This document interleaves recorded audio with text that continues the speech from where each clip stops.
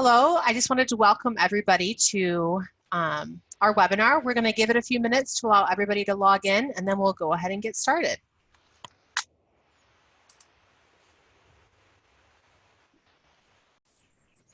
All right, so thank you so much to everyone who's joining us. We'll go ahead and get started. My name is Trisha Bolthouse, and I'm the VP of Marketing for HER USA. HER's mission is to enable the world's population to actively age and remain strong. And some of the ways we aim to accomplish our mission is to be a leading provider of pneumatic strength training equipment that is specifically designed for the active aging, senior living, rehabilitation, and inclusive wellness markets. At HER, we create equipment that is easy for older adults to use, but also easy for fitness teams to create, oversee, and manage a results-based fitness program through our smart technology. And we'll talk about that a little bit today and how our equipment is able to, through our outcomes-based programming, to be able to support resident engagement. But the focus of the webinar today is just really going to be on overall strategies for maximizing resident engagement and fitness programming. So I wanted to go ahead and introduce our speaker before we go ahead and get started. So thanks again to Dr. Rob for joining us, Dr. Rob Winningham. He received his PhD in neuroscience from Baylor University and has over 25 years of experience researching human memory and with a large focus on older adults and ways to enhance their mental functioning and quality of life. He creates brain stimulation activities that have been used in thousands of retirement communities and rehabilitation centers, including Dr. Rob's Cognitive Connections with Masterpiece Living. He's trained thousands of professionals to offer high-quality cognitive rehabilitation and therapy programs. And I am confident that today you guys will definitely learn a lot through his expertise. So without further ado, I'll pass the baton to Dr. Rob. Well, thank you, Trisha. I'm very excited to be here today. You know, my background is more in neuropsychology, and that's kind of what we're going to be doing here today. This is going to be more about psychology. And I find people that work in fitness and physical therapy, work in independent living, assisted living communities. It seems like we all have to be psychologists in order to motivate people to fully engage the programming. And it's a lot of fun to do this presentation. I've been working on variants of this presentation for almost 20 years now, because it really is the most important part. Once you have your knowledge about how to do your craft, once you have the equipment, once you have the clients and the residents, then you have to motivate them. It really has been quite a challenge. I have dealt with this in terms of creating cognitive exercise programs, social engagement programs, but also certainly in the more of the physical exercise realm. And those three realms are actually have a bit of overlap in practicality, but motivating people to fully engage the programming really is the final step. It's the icing on the cake. So just exciting to share a lot of different ideas with everybody today. But as I've begin many of my presentations and conversations, it begins with executive functioning. So I just want to make sure everybody knows about this. It might be overlap if you heard other HER webinars we've done together, but it's all about executive functioning. Executive functioning includes your ability to pay attention, your ability to have cognitive inhibition. That means not thinking about something else while you should be paying attention to the important information. This cognitive inhibition is also important in terms of controlling emotions. Anxiety, fear, sadness also is cognitive inhibition, and distractibility, which is becoming increasingly a problem in our society, in my opinion. Then we have behavioral response inhibition. We want people not to do certain things. We want them to not, if they're in a memory care community, we want them to not strike or scream in a way that makes other residents concerned. We all need to control our behaviors. We have way too many Girl Scout cookies in the pantry at our home right now, and I'm proud of my family. They've been there for a month and they're not all gone yet. That requires behavioral or response inhibition, which is important. problem solving, reasoning, planning, and then working or short-term memory. That's, what's on your mind right now. And I mention that because this slide is huge. We can improve executive functioning with regular physical exercise. I've talked about this in previous webinars. I talk about this all the time because this has been, in my opinion, one of the main takeaway messages from the past 10 years of brain health research. Research in older adults, how to maximize quality of life, it has focused on executive functioning. Even the National Institutes of Health, when they put together a panel of experts to try to determine, what are the interventions that we are fairly confident could delay or reduce your chance of developing dementia, they concluded unanimously that the research supported physical exercise as being a possible intervention that could reduce the chance of developing dementia, and even aside from that, just maximize our memory ability. When you reach a certain age, I'm a middle-aged adult. We become aware of these things. We all want to live life to its fullest potential, and exercise is a big part of that. But to summarize those 200-300, maybe more studies in this area, we now know that aerobic training can improve executive functioning. We know that strength training can improve executive functioning. And for about the past 10 years, we've been fairly confident that the improvements in aerobic training and strength training are separate. They're independent, or what the statisticians call orthogonal. They're independent of one another. So if somebody's already doing good aerobic training and they've maximized executive function because of that, they can add in strength training and get an additional bump. Yoga has been shown to improve executive functioning.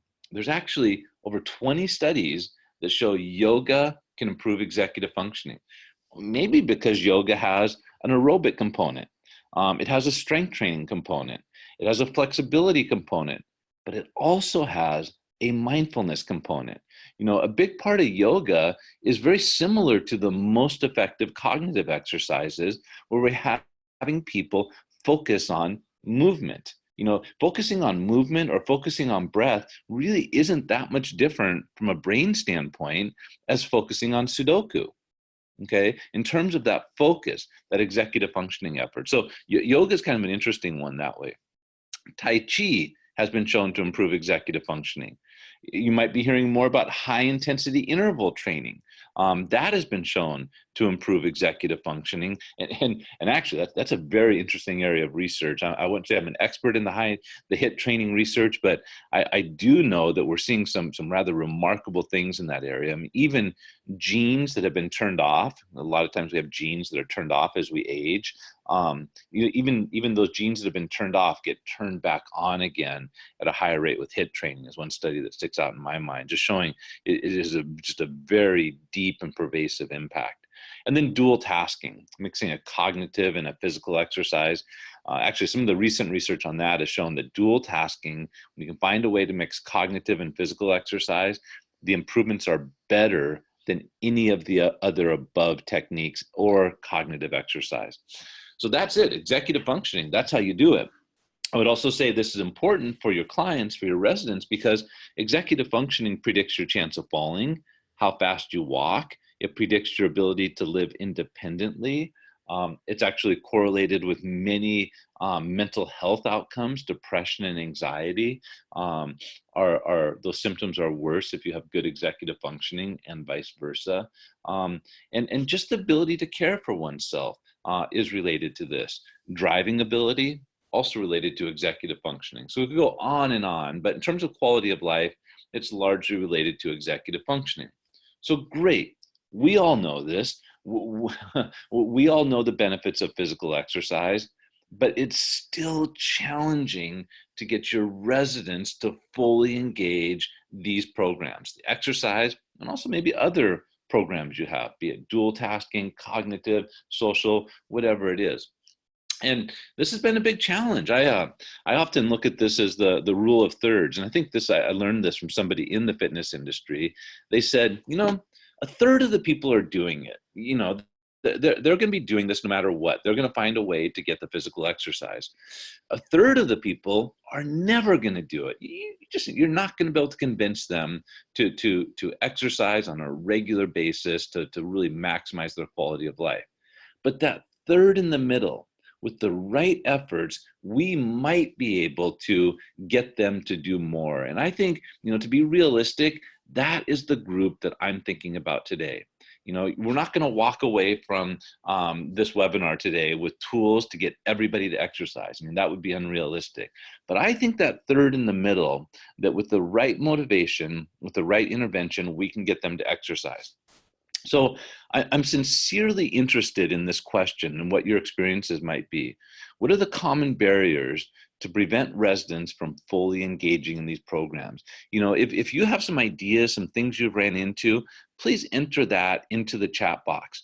We'll see what kind of time we have at the end. We'll have Tricia kind of curate some of those responses, some of those questions, and we'll try to talk about them. And if we don't get to all of them, we can kind of build that into the beginning of our next webinar. So this is kind of a 4-webinar series that we began late 2018, and we could build some of that into the next webinar before we kind of do that, the planned content for that. So I really am curious, because this is the most important idea now that we know the benefits. Some of the common barriers that I've seen are related to depression. We know that, depending on the population, if you look at assisted living population, it's well over a third of that population has diagnosable clinical depression. In the independent living population, it's generally lower than that. It's more in the 20% range. But, when we're looking at trying to reach that middle third, this is something we need to look at, and that is and can be a barrier. Just generally, lack of motivation is a barrier. They don't think they can do it. They aren't aware of the benefits of doing that. And I want to give you some very targeted ideas as to how to improve motivation by showing them they can do it and making them more aware of the benefits. That's actually going to be a major component of our time together today. So the other thing that I'd just kind of say, it's more of a tangential idea, and I think you all are aware of this, but physical exercise and depression. Many studies have shown that physical exercise can reduce the severity of depression, can reduce the number of symptoms. So success begets success there. Now, it can be challenging to get somebody to exercise if they have depression, but we need to show them that, and particularly if the depression isn't too severe, they often, can see that, just showing up, even if it's for 15 or 20 minutes, that can make them feel better. And then success will beget success there. So that's an important thing to keep in mind. But it's a little bit of a barrier too, because it's a downward cycle.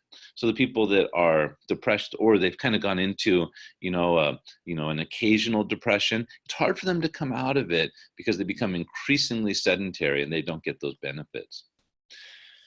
So let's look at overcoming the effects of depression, apathy, lack of motivation. So this is it. This slide right here is our best theory in psychology about motivation. It's been applied to, really nearly all aspects of human behavior, particularly human behavior that's difficult to get people to do. It was first coined by Albert Bandura in the 1970s in his social cognitive theory. And if you want to motivate people, here's the answer. And it's not just our clients, it's ourselves, it's our loved one, it's children. Everybody is motivated by these two factors. So the first is self-efficacy. We'll talk a lot more about that. That's the belief that you can do something that you intend to do, that you think you're going to try to do. The other benefit, the technical term for it is perceived outcome expectations, but really, what's in it for them? What do they get if they do this behavior? So to summarize, whether or not somebody will do a behavior is determined by 1, the belief that they can do it, and 2, knowledge of the benefits of doing that behavior. And a lot of our intervention ideas are going to be related to those 2 general principles. So self-efficacy. I'll give you the textbook definition of this. It's the belief that one has the capability to manage the demands of a challenging situation in such a way as to attain a desired outcome. That's the textbook definition. But I bet you see it differently. You know, many of you are in really exciting roles. You know, if you're a fitness instructor, if you're a life enrichment director, maybe you're a physical therapist, you know, you have the tools to change people's lives. That's one of the reasons I've tried to interface with those professions. Those professions can really make a difference and maximize quality of life. And it must be exciting to be in one of those fields. You see a client, you see a resident, like, I'm so glad to see you. You know, I can see what's going on here. I see great potential for you. You know, if you work with me, in 2 weeks, we're going to be here. 4 weeks, we're going to be here. A couple of months, you'll be doing this. Are you ready to get started? And they look at you and they say, do you know how old I am? Oh, your heart must sink when you hear that, because they're essentially telling you they think they are too old to do it. And if they tell you something like that, there's a good chance that they're not going to do it. They're not going to engage in that behavior, and they're not going to realize the benefits of doing that behavior. And that's the real challenge we're talking about here today. That is indicative of low self-efficacy. And you could literally write a book about this. Actually, one of my students did write a book about the effects of self-efficacy on medical outcomes, or at least she wrote a 150-page master's thesis.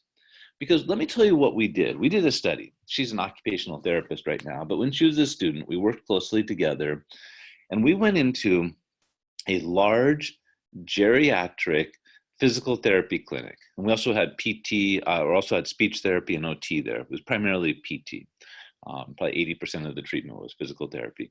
And every new client had an option of participating in our experiment, our study. And in our study, we just asked them 10 simple questions. Please rate from 1 to 4 how true these statements are. This is Jerusalem and Schwartz general self-efficacy test. And the scores range from 10 to 40. And so if they gave a 1 on one of these statements, that means it wasn't at all true. And if it was a 4, it was true to a great deal. So you're probably reading them, but they're essentially asking, do you think you can do it? I can always manage to solve difficult problems if I try hard enough. How true is that 1 to 4? If someone opposes me, I can find the ways and means to get what I want, 1 to 4.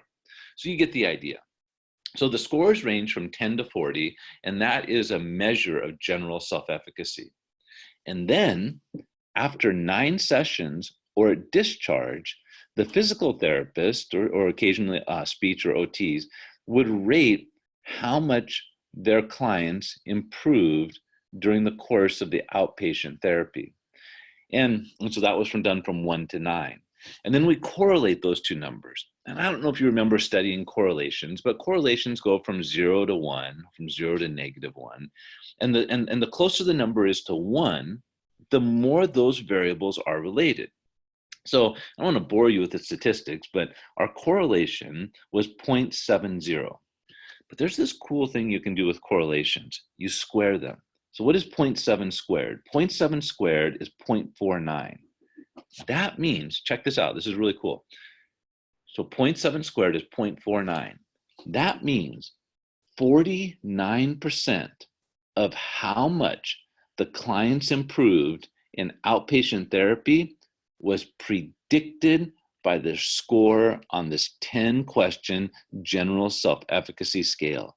Half of the outcomes of their improvement with high quality training, you know, all the PTs had master's degrees, some of them have doctorates, and half of the outcome was predicted by the level of self-efficacy. And that's not something that's in most physical therapist training. And I would bet that the same effects are true in the areas of life enrichment, life engagement, and physical fitness. If people think they can do it, they're going to be more fully engaged. So the good news is you can help residents and your clients increase their self-efficacy. And that's what I want to do. I want to go through a whole bunch of ideas. Not all of these ideas are going to work with everybody.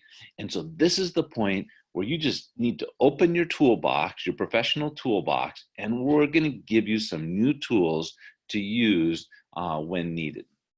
So the first thing we need to do is we need to give people, particularly those with low self-efficacy, opportunities to succeed, okay? We need to give them success. Like I always say in this context, success begets success. And a good way to do that is to show them objective measures of their success. And I've been preaching this to therapists for the past decade or so, because increasingly therapists have to document this. They need to be testing and show improvement. Sometimes this is for insurance reasons. So they have that evidence. But I think many of them are reticent to open up the file and show the client how they are improving or what they've done on various tests. And that's what I'm doing, is saying, open the file up, show them. I mean, if they're improving, show them that they're improving. And you can do that as well. Use video to document improvement. You could do a video of walking behavior or running behavior or yoga position or Tai Chi position.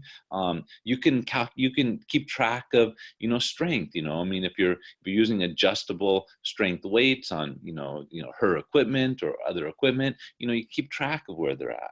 So that's a great way to do that. You can start and end with a successful experience. That's one you can always throw in. If they're having a hard time, be sure you start and end with something that's very doable and successful. You can do the things that might push them, that there's a chance that they might not be able to do in the middle, but start and end with a successful experience, particularly if they have low self-efficacy, particularly if it appears that they're not motivated because of that. And I was really excited to see the Her Smart Touch outcome reports, because that does exactly what I'm talking about here. It shows them objective measures of their success. There's a quote here from Jan Olson, Fitness and Living Well Manager, Paradise Valley Estates. And she said that the data is really motivating for our residents. Even when they don't feel like they're making progress, they can look at the screen and see that they are. The data is so powerful. Our trainers incorporated it into progress reports as a way to keep our residents motivated. You know what we're doing?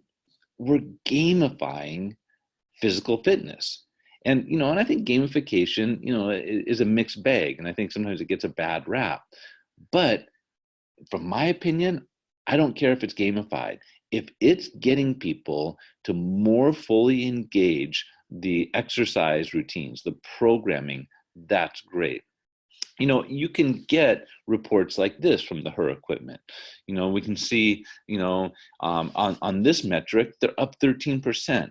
On this metric, in core strength, they're up 63%.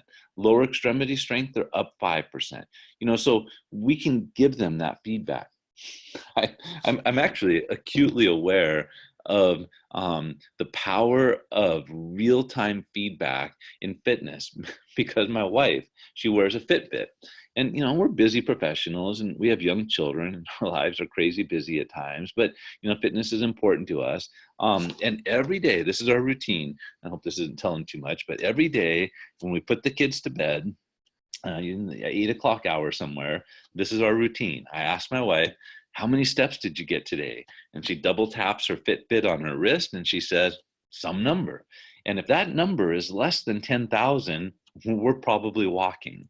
So we have this nice little area in front of our home, and we can walk a lap. It's about 0.20 miles and about 500 steps, and we're gonna walk until she gets close to her goal of 10,000, and then we can take a load off. But that's powerful for her. The other thing, and I haven't built it into this presentation explicitly, but we're seeing more and more research and programs on this, is that social component. And I think that there's ideas where we have walking programs in communities. And I think we're going to see more user groups where we're kind of competing with one another, or keeping each other accountable. Because what I see, and my 11-year-old daughter does this too with her friends, is that they have a group, and they'll do these work week challenges or work week hustles, I think they call them. And there'll be, 10 or so women, my wife's friends, and they're all competing competing with each other. And it really, increases all of their accountability and level of exercise. So that can be done too, even in a community-based setting. So kind of the takeaways here, recommendations for patients with low self-efficacy. Number one, they need experience mastering new skills and overcoming obstacles. Success begets success. So particularly if they don't seem motivated, we want to set the bar a little lower so they can experience that success. Vicarious experience is provided by successful models who are similar to oneself. That means seeing somebody like yourself do the behavior and succeed. Most of us probably had mentors in our life, people that we looked up to who were successful. Like, wow, I'm like that person. This is what that person is doing to succeed. I need to do those things so I can succeed. Now, you can do this. You can invite somebody to a class. If they can just get there and see that somebody is doing that, that can be helpful. But sometimes that's hard to do. And number three can be used.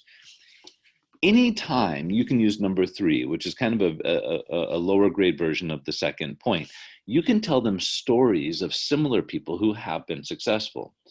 And if you're talking to somebody, say, oh, I can't do that, I can't do physical exercise, then tell them about somebody who who have done that. You remind me of a resident we used to have here. Her name was Margaret, and she didn't think she could do it either. She had never engaged in, water aerobics or lifting weights or doing our yoga class or whatever it is. But she did it. She started small, she showed up, and this is what happened to her. She actually improved her lower mobility strength. And so she was at risk of falling. She became much more stable. Or she really was in pain because of she had sciatic pain, and she needed to improve her core strength to keep her spine stable. And she did it. She went to the yoga classes, and I remember after, so tell them the story. The more similar the person in the story is to the person you're trying to motivate, the better it works.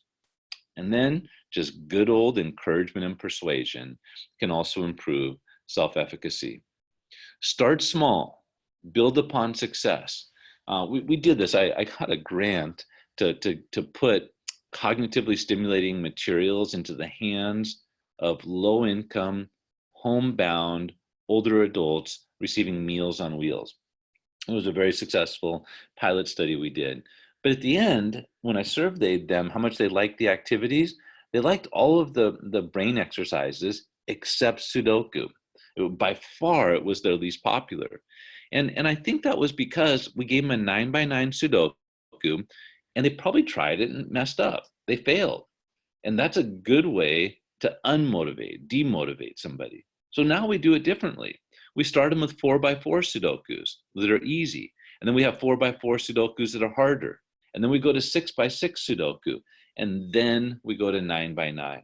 So use that principle. Start with a walking program and then go to the next level.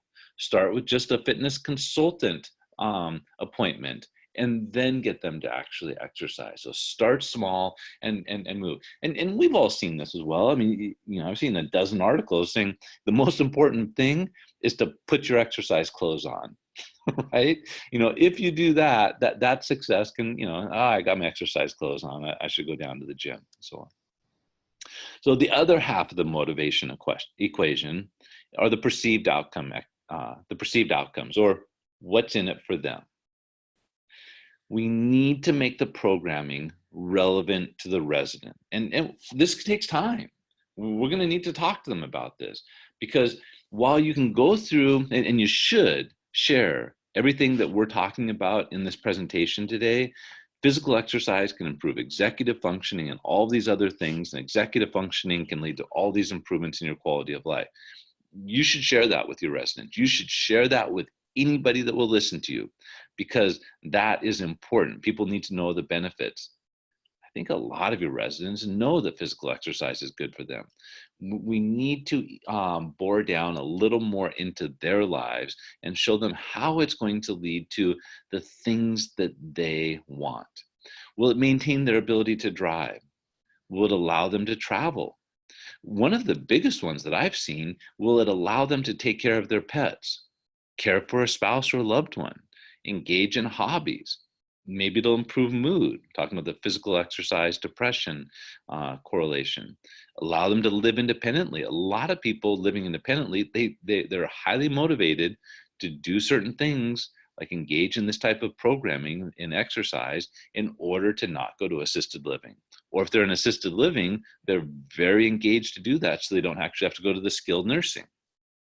Maintain mobility, reduce pain, whatever it is, that is key. You have to ask them.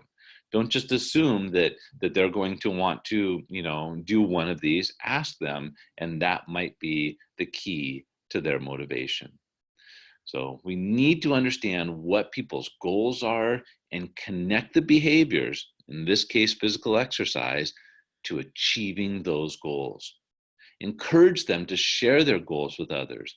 Some of you might have seen this research that if you tell somebody that, hey, I'm going to go to the gym 3 days a week, or hey, I'm going to lose 5 pounds, or hey, I'm going to cut, sugared sodas from my diet, whatever it is, if we verbalize that, we are more accountable. And then, like I've said before, consider these community-wide efforts, such as a walking program that can facilitate the correct behavior with a little bit of social pressure. They're going to be accountable to each other. And some of these her hero stories have been shared with me, and they're exactly perfect for this context. So this is Dawn Mann. She's a wellness connections coordinator in Wisconsin. She said that through helping seniors find their big why are we doing this? 3 pillars has achieved a 79% utilization rate of members in their wellness program. That's huge, 79%. They only have this 21% that aren't going to do it. So that is a huge success based on my read. Here's another heroes, discovering the why. Key steps to helping residents find a meaningful connection to why they are taking on an exercise program. So we can schedule an initial meeting, start small, have a conversation. So you're not asking them, hey, will you work out with me for 60 minutes? No. Hey, will you have a conversation with me? Ask questions designed to help them discover their why. And then schedule a follow-up. Help them feel supported, build that confidence, show them how to do it, get some baseline measures. The reason for not working out isn't because they didn't know exercise is good for them. It's they haven't connected exercise to their ability to live their life as they want to live it, to connect the exercise to the goals and outcomes that they're willing to work very hard for. Debbie Lennox, fitness coordinator at Canterbury Woods in New York, said that after the grand opening of the fitness center that included 8 pieces of her Smart Touch equipment, more people were working out than ever before. However, 6 months later, there was a plateau and a slight decline, so something needed to happen to get residents re-engaged. I have started hundreds, maybe thousands of brain exercise programs in retirement communities around the US.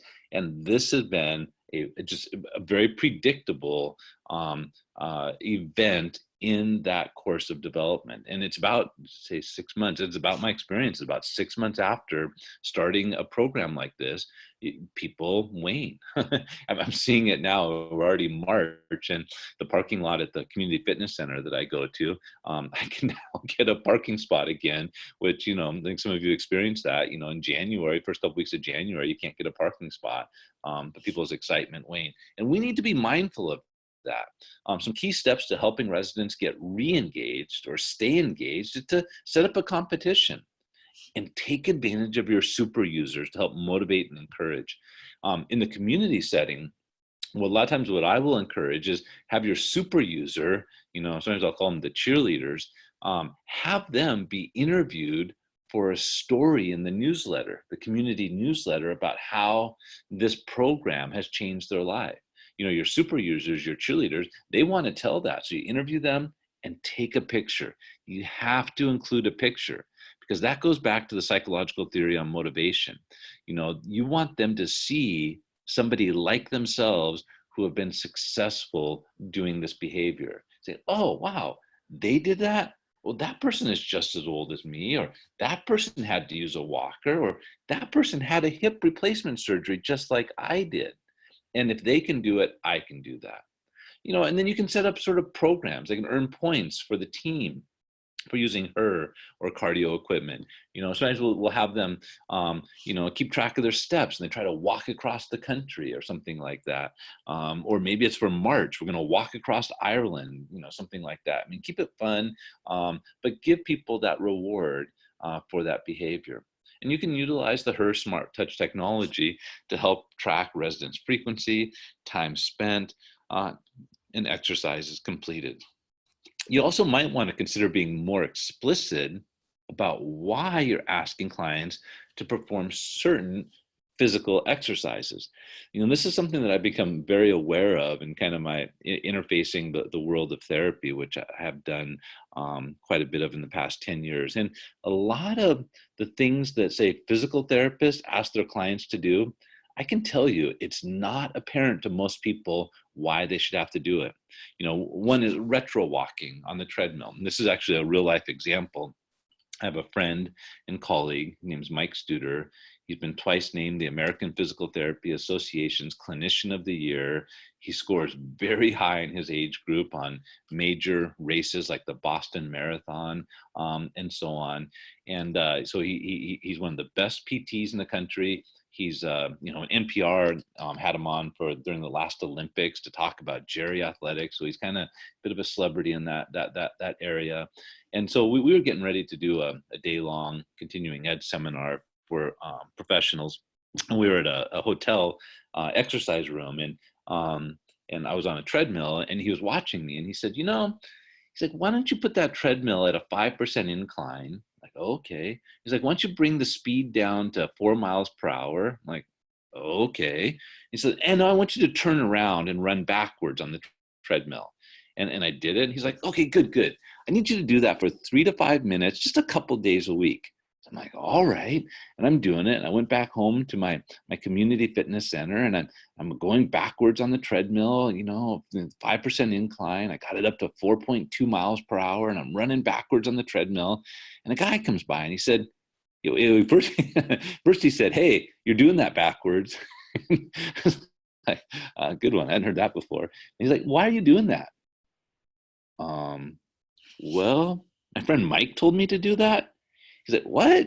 He's like, your friend told you to do that? I think your friend's pulling your leg. Why are you doing that? And I didn't know, and I asked Mike about it later. He said it improved hamstring strength. I still don't really know why he thought it needed to improve my hamstring strength, but you get my point. We need to tell people why they're doing the behavior. For example, core exercises could reduce lower back pain and chance of injury. Yoga can help improve mood and reduce anxiety. Lower extremity exercises can reduce your chance of falling. Be very specific about the behavior and the outcome. Not just all physical exercise, but you want to be very specific. Okay. Now, that's a lot of information there. And I hope you're keeping notes there, because those are a lot of tools that you can add to your toolbox related to improving self-efficacy, giving people success, having them see people who are like them succeed, and then having them see the benefits of the behavior in general. We know that physical exercise helps all of these things, but then also how does it improve their goals, help them reach their goals in their lives. So that is what I wanted to share. But I'm going to try to take it a step further rather quickly here. This is actually what I'm going to try to do here. Maybe, I don't know, 6 or 7 slides on this.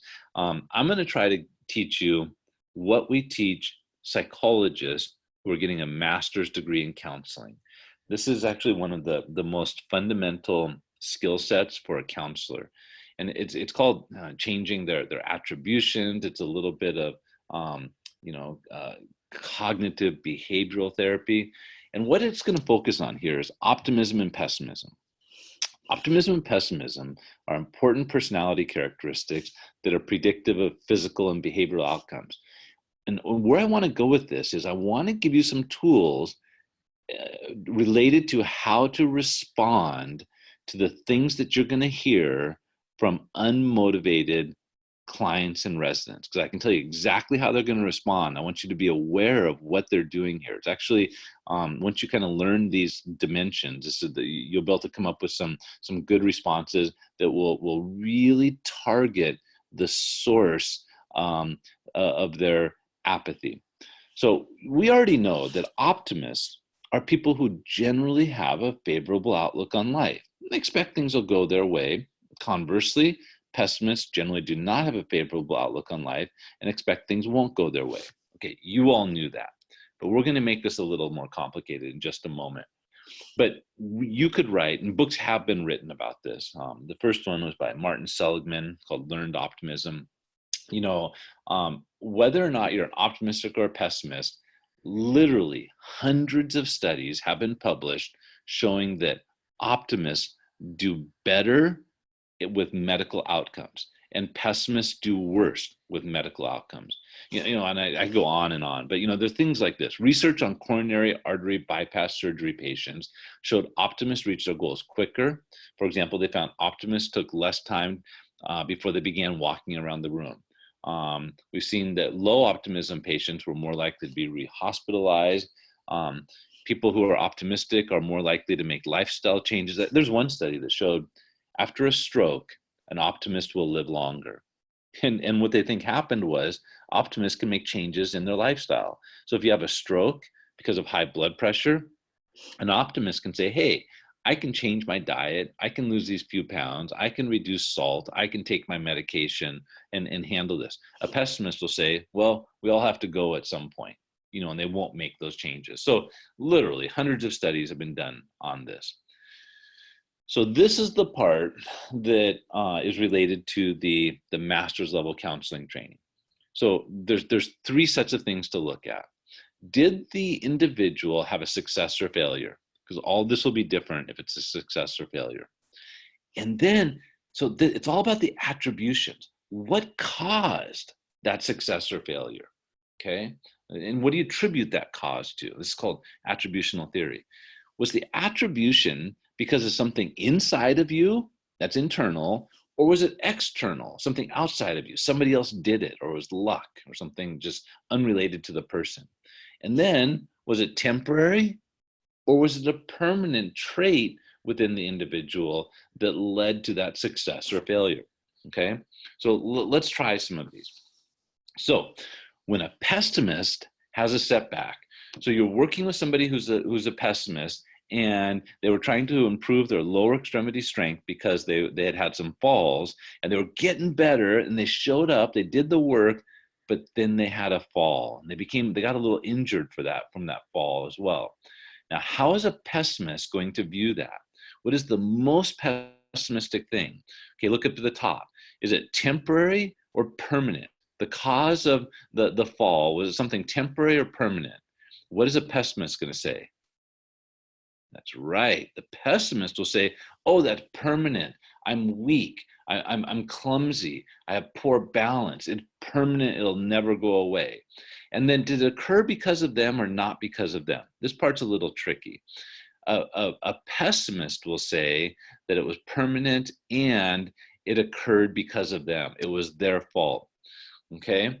So what you need to do as somebody who's trying to motivate them, if you want to maximize motivation and engagement, is you need to try to bring them to where the optimist would be. So let's try to figure that one out. Now, if an optimist has a setback, are they going to say that setback was caused by something temporary or permanent? That's right. The optimist will say, hey, that's temporary. I'll get over that. We can work through that. This is not going to permanently cause a setback. So it's temporary. And did it occur because of them or not because of them? It's temporary and it's not because of them. Now, this doesn't necessarily match up with reality. It might have been their fault. But what we have seen over and over again in the research is that optimists, people that keep going in the face of setbacks, they sort of blame others for their errors, which in some cases can be a problem. This is called locus of control. They'll have an external locus of control. The control for their life is outside of them. But in the case of a setback, this is kind of a buffer for their self-esteem. for their self-efficacy, that if they have a setback, it's not my fault. I'll get through this. This is temporary. It was this other thing that happened. So I'm going to go back in a slide now. If a pessimist has a setback, they're going to say, oh, I fell because it was all my fault and it's permanent. I'm actually really weak. You're going to say, no, this is not permanent. This is temporary. We can build strength. And that wasn't your fault. The rug was bunched up. Now, it might have been their fault. That doesn't matter. What we're talking is about motivating them. We want them to think that they can do that. So say, yeah, the rug was bunched up. We shouldn't have had that. Or that cord should have been covered up. That was temporary, and we're going to get through that. So these are the tools that you can get to just in terms of your conversations with people when you're trying to motivate them. All right. Now, the other part of this is what happens when somebody succeeds. Now, if you use the suggestions that I gave you here today, I hope you're going to say, all right, let's get started. So we had a half-hour meeting. We talked about your goals. I showed you some of the equipment. Let's get going, and you get them started, and they succeed. Like, nice job. You did that. You got through that whole routine, or you were able to, do that new yoga move. What is the pessimist going to do when they say that? Is the pessimist going to say, oh, that was caused by something permanent or temporary? Yeah, it's temporary. The extreme pessimist will say, oh, yeah, I guess I did that, but it'll never happen again. It's temporary. They don't think this is a permanent thing. And are they going to say that when the pessimist succeeds, that was because of them or was not because of them? That's right. It was temporary and not because of them. Oh, I'll never do it again. And you helped me do it. So you need to respond now. If you have a pessimist and they just succeeded, in doing something with you, you say, no, it's permanent. And you did that. You own that. That is because of your hard work. That is because you have been coming down here every week and, whatever it is. So I kind of gave you the answer on this one. But when optimists succeed, is it temporary or permanent? The attribution. Yeah, it's permanent. They say, all right, I know how to do this. I got this. I've developed this skill. And then when they succeed, are they going to say it's because of them or not because of them? That's right. It's permanent and they own it. And so when somebody is pessimistic and they're saying, oh, no, it's temporary and not because of me, you need to show them that this is actually permanent and it's actually because of them. So that's attributional theory, cognitive behavioral theory, a whole year of psychology, counselor training, and you can use that with your clients in your professional setting. So we've covered a lot of tools here, but I think these are important because this is going to help improve engagement. And clearly, the more engaged our residents and clients are, the better off they're going to be, the more benefits they're going to accrue. So, in conclusion, physical exercise can help improve our residents' quality of life. We know that high quality exercise programs can improve cognition, activities of daily living to enhance independence, reduce the need to move to a higher level of care, improve mobility, reduce falls, improve the ability to drive, which can be very motivating. But it can also help marketing. I believe that a high quality life enrichment program that includes good physical exercise equipment, well-trained fitness instructors, a well-staffed life enrichment program is one of the best marketing tools. And frankly, I think we should divert some of our money away from, it's going to make the marketing people upset, but some of the marketing efforts and move it towards wellness because that's what people want. It's imperative that communities invest in high-quality cognitive, social, and physical exercise programs. A significant return on investment will be realized, and that it will be the topic of our next webinar in June. And that concludes, my presentation. I'm going to hand it back over to Tricia and see if we had any questions come in. Yeah, thanks so much, Dr. Rob. I really appreciate everything that you said, some really good stuff. I did want to mention at the end of this survey, or at the end of this webinar, we will have a survey. And one of the questions in the survey is to understand your biggest obstacles that are prohibiting you from implementing a culture of fitness, health, and well-being for your residents. Some of the feedback that you already shared about some of the barriers, we definitely plan on kind of taking that and utilizing that information with our next webinar. And then also on this survey question's going to be really helpful for us as we frame out the feedback or frame out the content for our next webinar. That's going to be on June 25th. And so you can, we'll probably be sending out a registration link at the beginning of June, so you can kind of keep an eye out for that. Just wanted to briefly mention before we jump into the Q&A section that just some of the HER solutions that support resident engagement. We talked a little bit about it throughout the presentation, but our Smart Touch technology allows for our equipment to be, strength training equipment to be easy to use by auto-loading the program and automatically setting the seat, levers, and resistance, as well as auto progression. We will be having another webinar that talks a little bit more about our Smart Touch technology and how it can be best used in the community. And then we also had a recent webinar about the Senso, which is another fun dual tasking fitness piece of equipment that helps with resident engagement as well as reducing falls in the community. So if you want to learn more about the HER equipment or our various HER solutions, you can contact us at sales@herusa.com. But we'll go ahead and open it up for some questions that people may have. So one question is, how should I motivate people who are in pain, temporary and or chronic? Yeah, that's a real challenge, and that can spiral out of control two ways. I mean, if people are in more pain, they avoid the exercise, and the pain gets worse, and an increased chance of injury. And this is, I'm going a little bit outside of my area of expertise as a neuropsychologist, but I think it's important to, remind people to take, if appropriate, talk to their doctor about this, but a non-steroid anti-inflammatory before exercising. I think there's times where people even will take a stronger a pain pill in order to get the exercise there, and then try to wean off of that. So that has been done before, and that's one option. The other one too is to talk to them about the time of day. The pain can be worse at certain times of day for people, and we want to get them to exercise when the pain is best. You can ask them, are there things that you can do during the day, going for a short walk or doing something to reduce the pain, and that can also be helpful. You can apply heat beforehand. That can be helpful. And then really, I mean, this is one where starting small is important. You can work with them to do the things that they can do.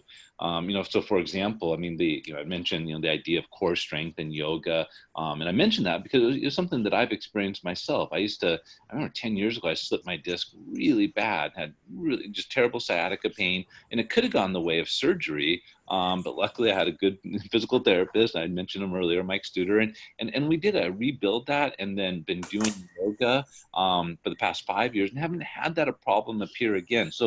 But it was kind of hard at first, and we had to do some exercises that were really gentle to build that core strength back up, to get the spine realigned, and then stick with it. So once you get through that, then come back to that. So I'm being a little Pollyannish probably. There are probably some situations where it's harder, but start small, non-steroid, anti-inflammatory, and adjust the program so they can be successful. Awesome, that's a great answer. Another question that somebody had asked is, what are some of your suggestions that you may have for rolling out a community-wide effort to increase engagement in wellness programming? Yeah, that's a great question, because, part of it is, working with the individual, but there's some wonderful things that can be done to take advantage of the social aspects of this. So what I've seen done is, first of all, a newsletter. We're going to do a big ramp up. So it's going to be a newsletter coming out 1 month, and the newsletter the month of, and then a newsletter afterwards, talking about the benefits. I mean, take the content from this presentation and, put it into the newsletter. Do your own research. This information is ubiquitous now. Then also in the newsletter, have some of the super users, have some of the cheerleaders in there, interview them. And so they're seeing that. maybe try to bring in an expert in the field. You know, if you have resources, if you have a large community, maybe partner with other communities and have some presentations. You know, it's been said, you know, it's difficult for someone to be a preacher in their own backyard. And I don't know if you feel like that, where, you know, there's a lot of people listening to this, they're experts. They could give a webinar like this probably. But the residents might think of somebody else coming in from the outside as being more of an expert. And I've seen that before. So, you know, consider that, you know, or maybe you can create that presentation. And then try to think of a fun social campaign where they're going to be accountable to each other. One of those walking programs, for example, or maybe you buy everybody an inexpensive actograph, something like a Fitbit, and you keep a track of that. You know, those can be good things to do. You also might want to, if you want to take it to that next level, get some baseline data and then come back to that. I know I work with a lot of communities that do an annual survey, something that Masterpiece Living does. They'll do an annual survey of all the residents, and then they come back to it to see how people are doing. And so kind of a long-term approach for the community, that annual survey approach is a good idea. Great, and we'll do one more question that somebody had asked. How would you suggest motivating residents who say things like, I've done things my whole life, my retirement is for me to relax, when asked to join exercise activities? Yeah, and I've heard that before. And frankly, I just think I really think that attitude is hurting people's quality of life and their healthcare outcomes, you know, and I think frankly that it's not just the residents that perpetuate that attitude. The caregivers and the family members do that as well. And frankly, our system does that. Assisted living, we take care of everything for you. Cooking, shopping, transportation, appointments, meal planning, pharmaceutical management. It's all done, you know? And so I think we've gone too far in doing too much for others. But to answer the question, it all goes back to the goals, that individual's goals. So, you know, when somebody says something like that, if you can, you want to bring it back to, tell me what you want out of life. Tell me what your goals are. And this isn't fair, but I can almost guarantee that whatever they say can be linked back to executive functioning, the ability to pay attention, inhibit, concentrate, because executive functioning predicts your memory ability. It predicts your mobility. It predicts your ability to drive. It predicts your ability to socialize. You know, it's predicting all of those things. So when somebody says, I've done things all of my life, I've worked hard all of my life, it's time for me to relax. But if they still want to engage in their hobbies, if they want to travel to see loved ones, they're going to need to have good executive functioning. And then we're going to tie that back to, you know, physical exercise. We're going to tie that back to cognitive exercise, because they're not going to be able to do those things if they deteriorate physically and cognitively. Thank you so much, Dr. Rob. Somebody had just asked a question if they could get a copy of the PowerPoint. The answer is absolutely. I will be going ahead and sending out the recording as well as the PowerPoint slides to everybody who registered. I think that for now, another question, you know, I'll go ahead and Dr. Rob, if you're willing to answer, that somebody just asked was, somebody, you know, maybe another excuse is, I can't remember when the class or my appointment is or where to go. How would you recommend responding to that? Yeah, well, I think it depends on the setting. That is a challenging. You know, like I said, I've done hundreds of cognitive exercise classes around the country, and that's actually a really big challenge for people that are struggling with memory ability. You know, I think we can do all sorts of things, depending on the setting, depending on the technology. We can set reminders. I mean, the only reason I know my next meeting is because, you know, they're all programmed into my calendar, and my phone tells me 10 minutes beforehand where I need to be. You know, and if that is an option, then that works as well. In some settings, we've gone so far as to have staff or volunteers go knock on the door of residents. It's that important in terms of their quality of life, and reducing the cost of care and keeping them there. So that's something that we looked at. I mean, if you're in a community setting, frankly, paying somebody, $15 an hour, to go and knock on the door and encourage people to come, that is money well spent, in my opinion.